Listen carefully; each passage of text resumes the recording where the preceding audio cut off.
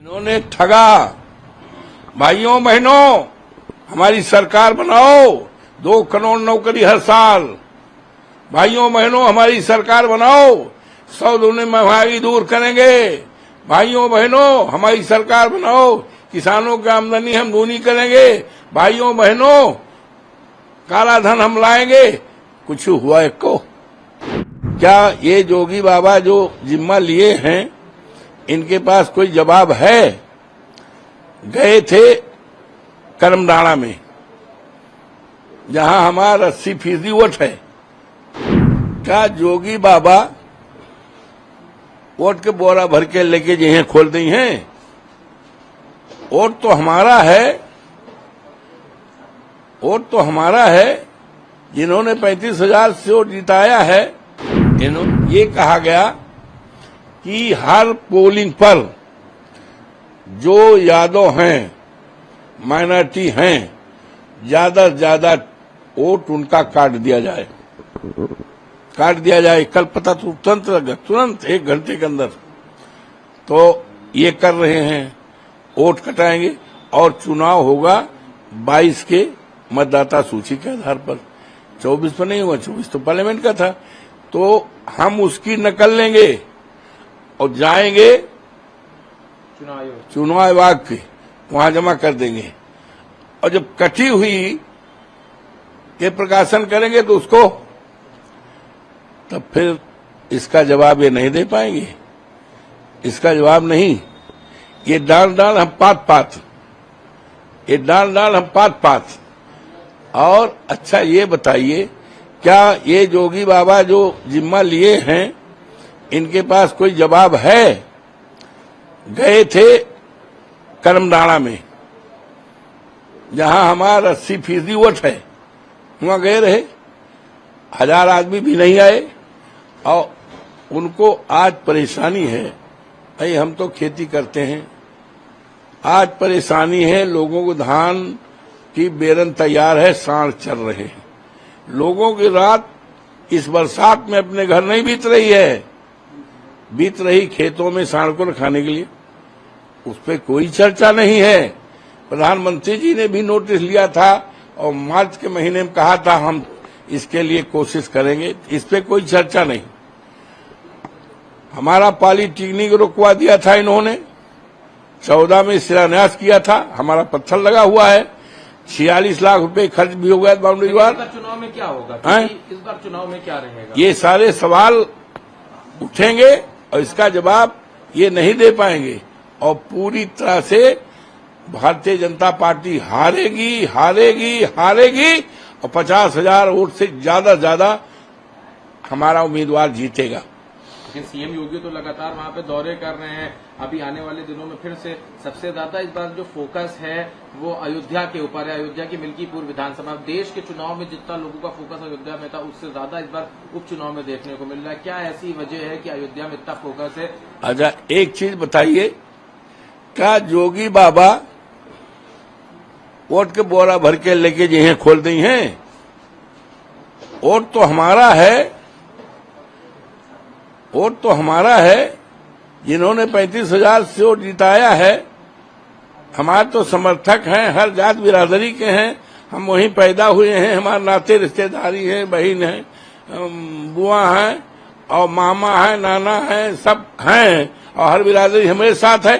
तो क्या ये ले जाए कि यहाँ लखनऊ से ये बोरा खोल दे वोटवा के? वोटवा तो हमारे पास है। लेकिन आपके पास वोट है। अभी इन्होंने ये कहा, आज भी इनका भी जो सीएम योगी ने अभी जो कार्यक्रम में बयान दिया है, उससे पहले भी कि संविधान और आरक्षण के नाम पे जनता को ठगा और जनता के साथ इन्होंने वो सब चीजें करी नहीं। इस वजह से इंडिया गठबंधन से इस पर जनता नाराज है, लिहाजा वो बीजेपी के पक्ष में वोट देगी। इन्होंने ठगा। भाइयों बहनों, हमारी सरकार बनाओ, 2 करोड़ नौकरी हर साल।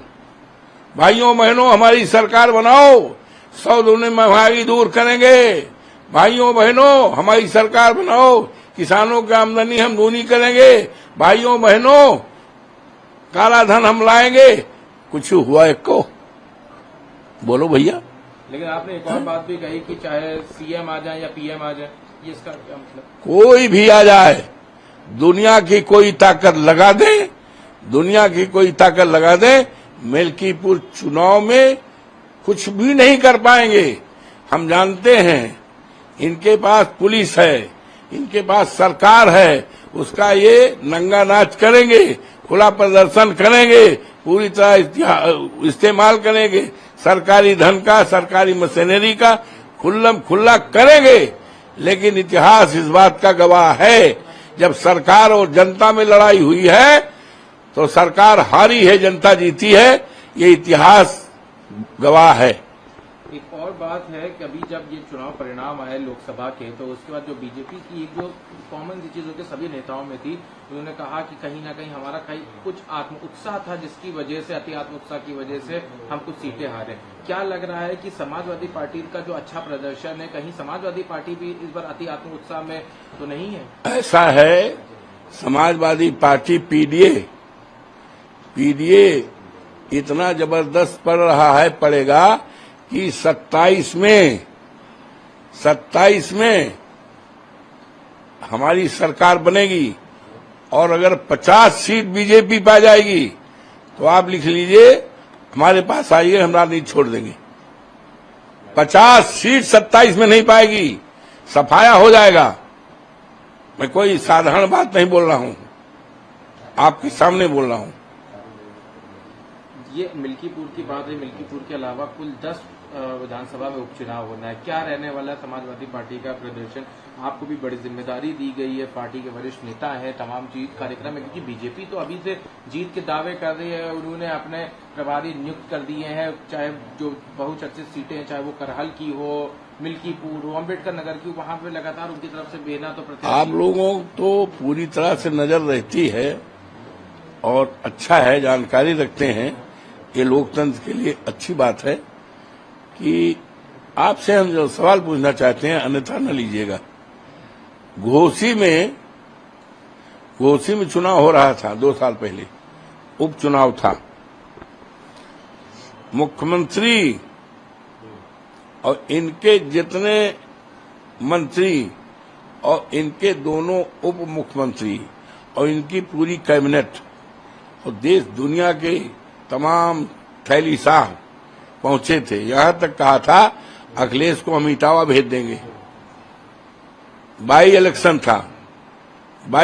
था, कहा हम इनको इटावा भेज देंगे। हमारा उम्मीदवार जीता 46,000 वोट से। यू नो, नहीं जानकारी है कि नहीं?